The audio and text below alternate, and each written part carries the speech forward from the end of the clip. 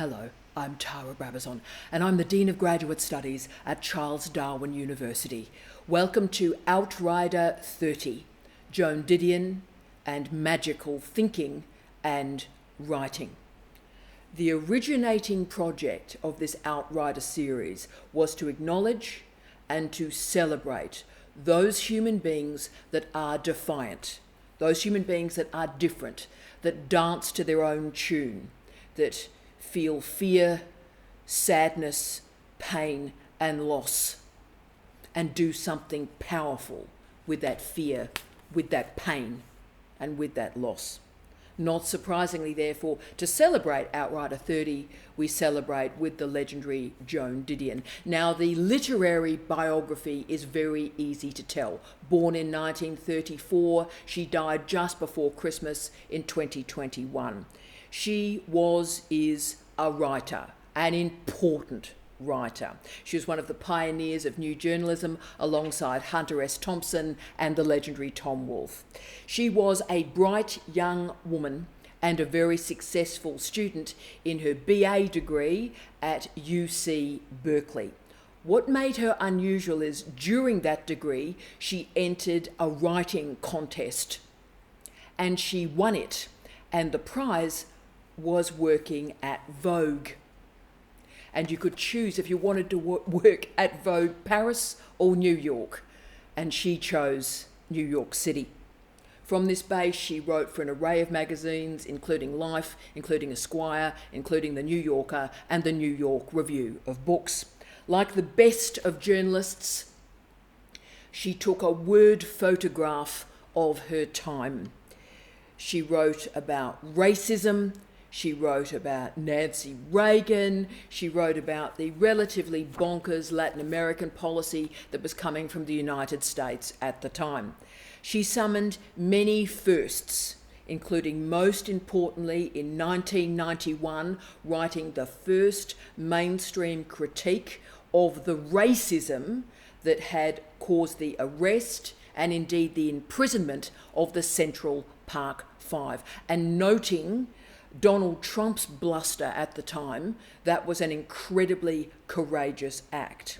So while living most of her life in New York City, she was born and continually returned to California. Sacramento meant a great deal to her, and her first novel was set there. And invariably when she wrote of America, with or without the capital A, she would return to the Californian lens of the United States.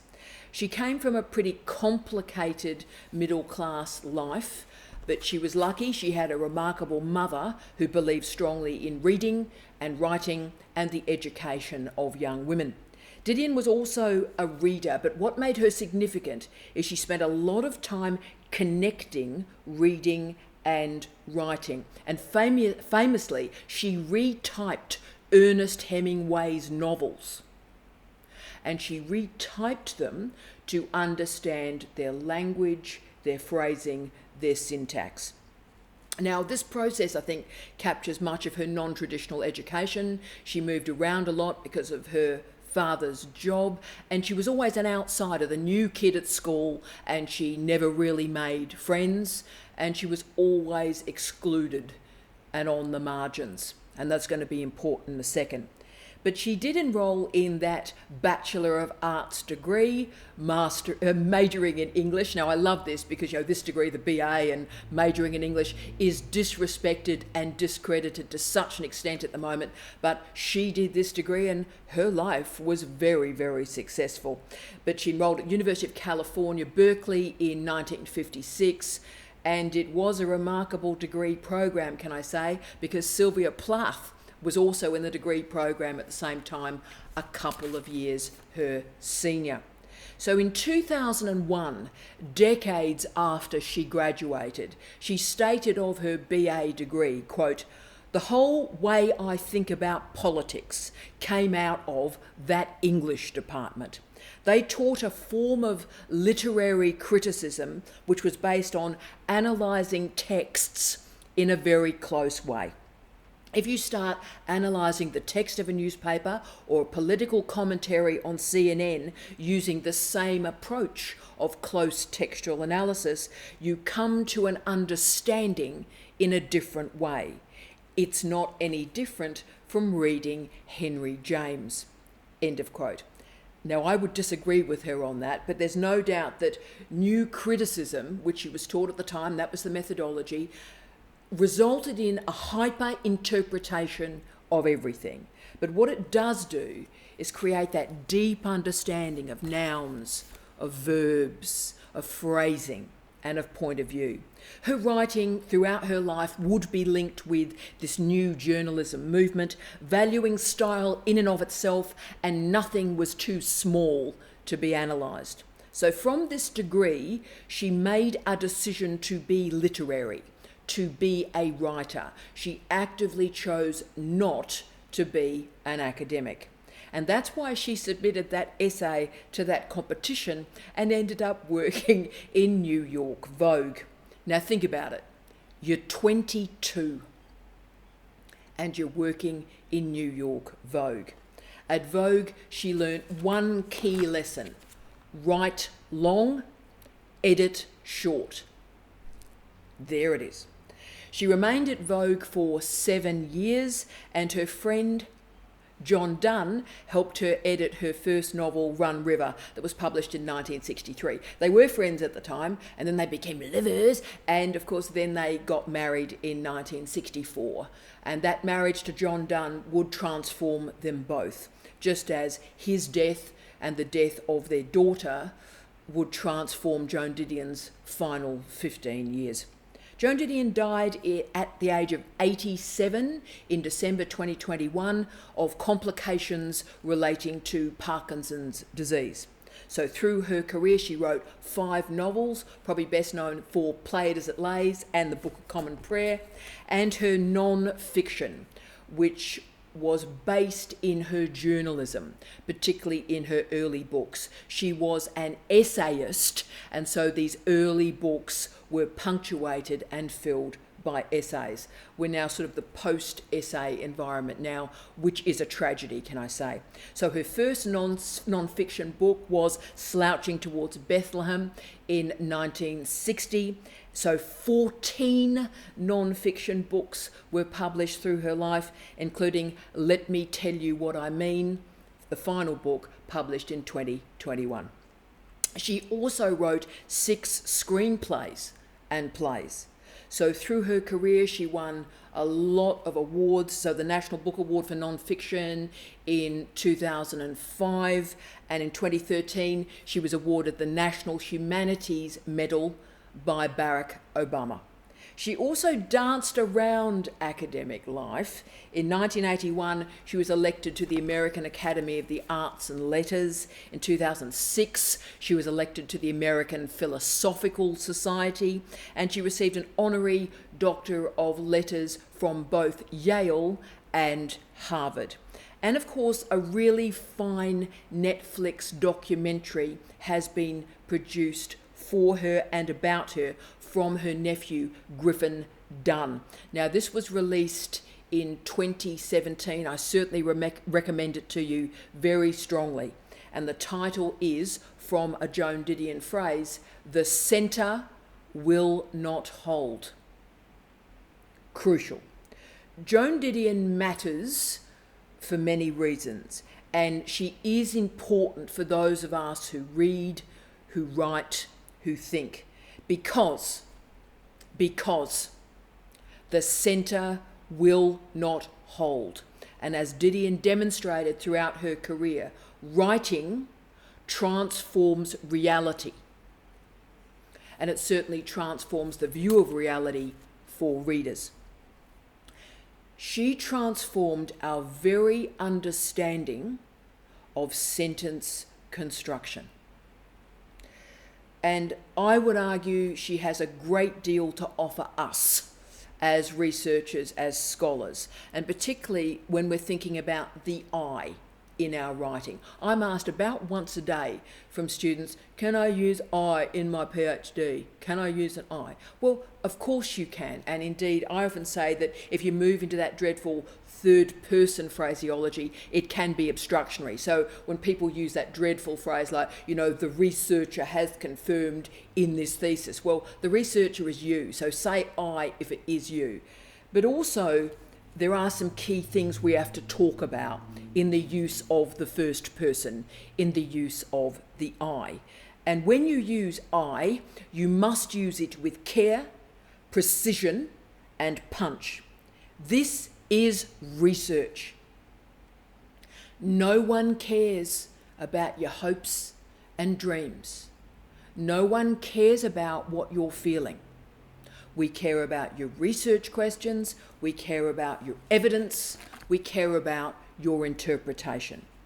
Now, Didion stated of herself, quote, I belong at the end of the story, end of quote.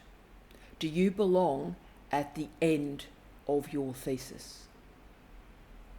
So much of what we discuss in these Outriders has been about the edge, the margin, or indeed the end.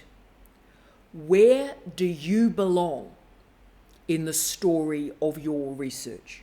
Therefore, that I, how you configure your sense of self, matters a great deal to your research. It also matters incredibly to research integrity and research transparency. Didion probed the very nature of writing and being a writer. She expressed in her book, After Henry, the challenges of surviving financially as a writer, but also the complicated relationships between writers and editors. She showed that writers gain a sense of themselves through the very act of writing, stating that, quote, writers are very rarely likable. They bring nothing to the party and leave their game at the typewriter, end of quote. Spot on.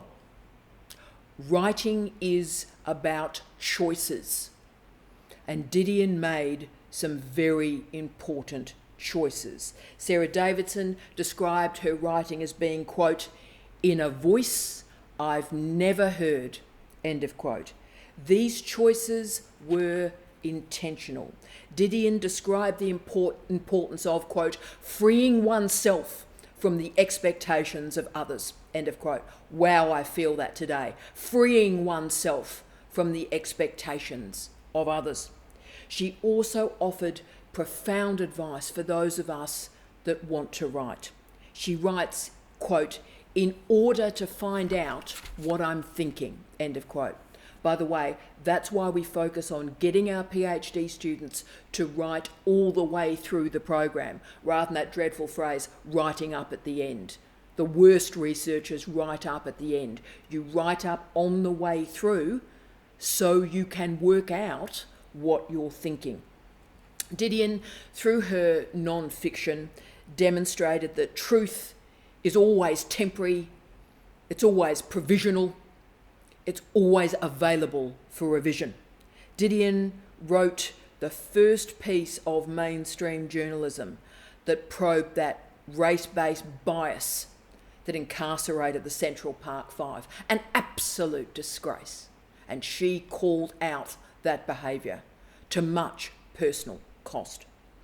Her goal was always to investigate the status quo, to investigate tradition and ask why the world exists in this particular way at this particular time.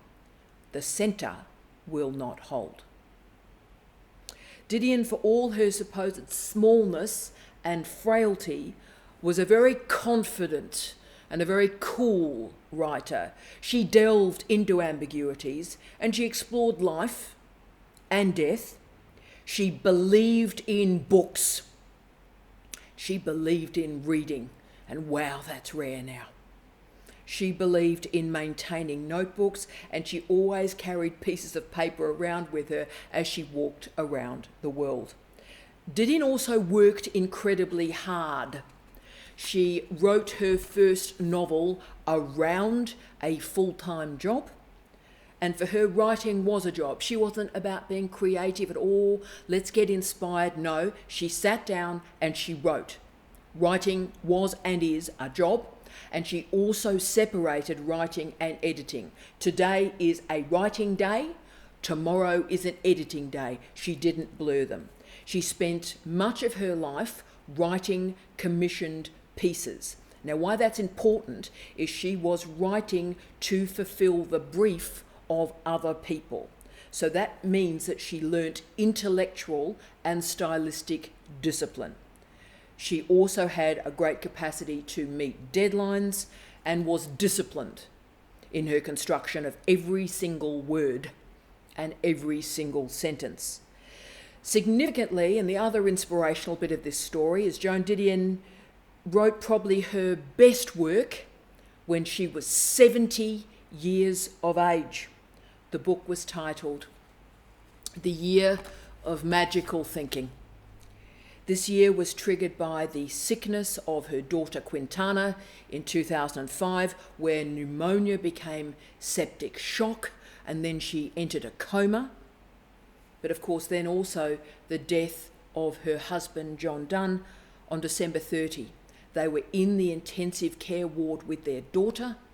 They came home. Joan was making dinner for her husband, and he died at the dining room table in front of her. This funeral was delayed until their daughter was released from intensive care so she could attend the funeral, and she did. But after that funeral, Quintana travelled to Los Angeles.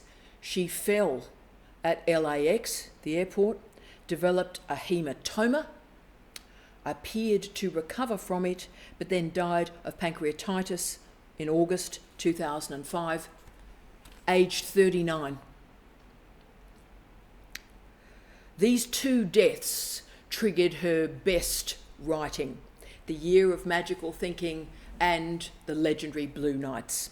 She was able to mobilise tragedy and marinate her writing in despair.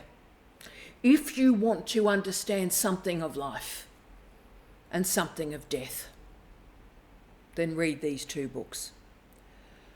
For those of us who have given everything to another human being, have emptied ourselves of life and given that to another human being, and then that person dies,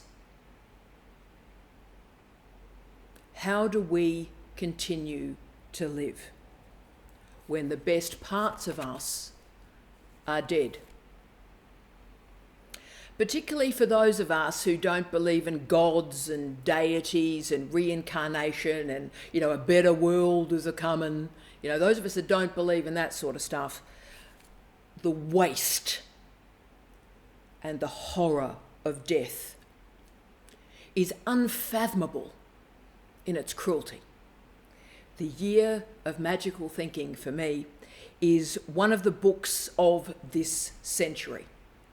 It is raw, it is precise, it is painful, and it's cruel. There are no happy endings. Our fairy tales lie to us. They trick us to think that life is going to be happy, that we're going to find joy, that we're going to find peace, that it's just going to be a lovely time. And you know what? We may for a while. But then there's a scorpion tail at the end. When we lose someone who we have loved completely, that we've gifted that deep self, so it's not even possible to see the join. And indeed, we empty ourselves through that joining. When that person dies, we are empty. We are a husk. We are a shell. We are a zombie. There's no desire to breathe in and out. There's no desire to wake up. There's no desire to walk. It is strange living every day through the gauze of death. in this weird limbo. You're sort of living, but you're carrying death around with you through that life. You want to die, but the body keeps moving around. The Year of Magical Thinking is a book about love and about loss, but it's also a book about marriage and writing. We see all the gifts of her writing when she explores the nature of grief, the attention to detail. She is rational. She is lucid, with incredible attention to the details about how memories are managed and organised after a death. You see, they'd spent their entire adult lives together. They worked from home. They were both writers. So they wrote together, they worked together, they lived together. And after his death, she wrote, quote, "I remember thinking I need to discuss all of this with John." End of quote. She captured the reality of so many of us, that we just live in the shadows of the living. Indeed, we cast a shadow on the living. And then, of course, her daughter dies.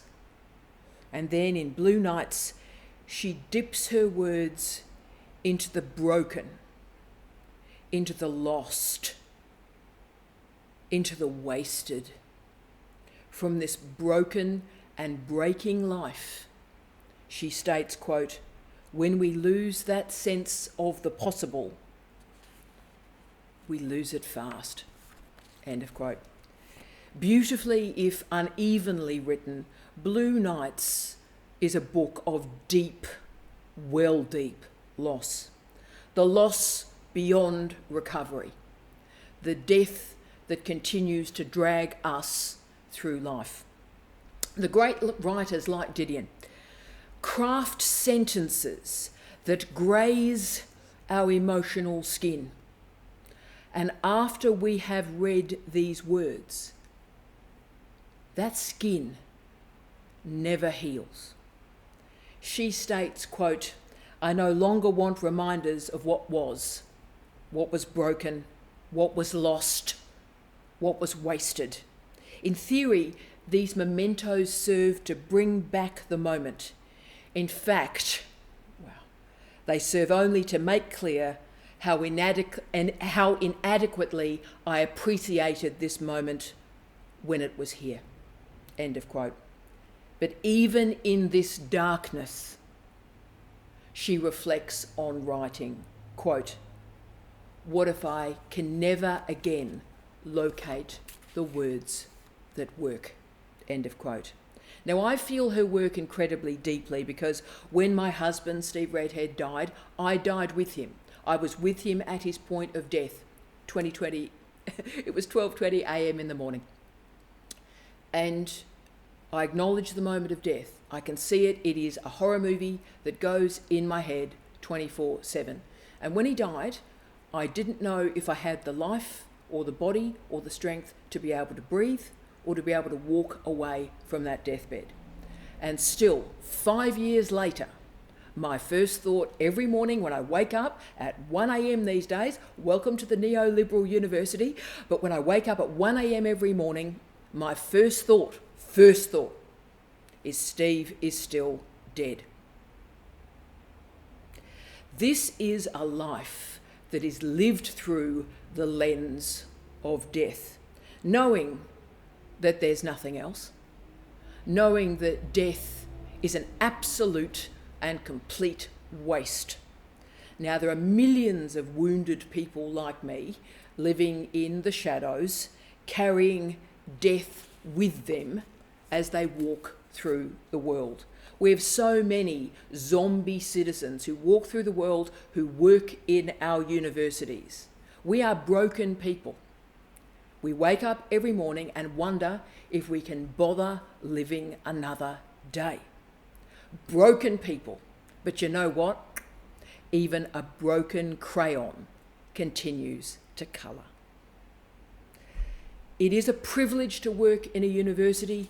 It is a privilege to conduct research. It is a privilege to write. And that privilege is so great because we have lost so many great writers who died too early. How many words have we lost? But we have been given that gift of one more day. Therefore, let's carry Joan Didion with us on this Outrider journey and summon a year perhaps of magic, but let's hope of thinking and of magnificent writing. Let us think and read and write through that pain, through the horror, through the loss. Joan Didion matters to all of us who write because she focused energy and attention on sentences. Her sentences are stark, concise, and they're worth researching. She was such an outstanding writer because she respected words and she knew that words matter. When we read her work, it is like an intellectual sorbet. It cleans our palate. It cleans our mind. Just as music is created in the space between the notes, writing is created in the space between the words. Didion shows us that silence matters. Spaces matter. And it is true courage to summon words, to make sentences and make meaning from darkness, from space, and from silence. I wish you love, light, and peace. Tea out.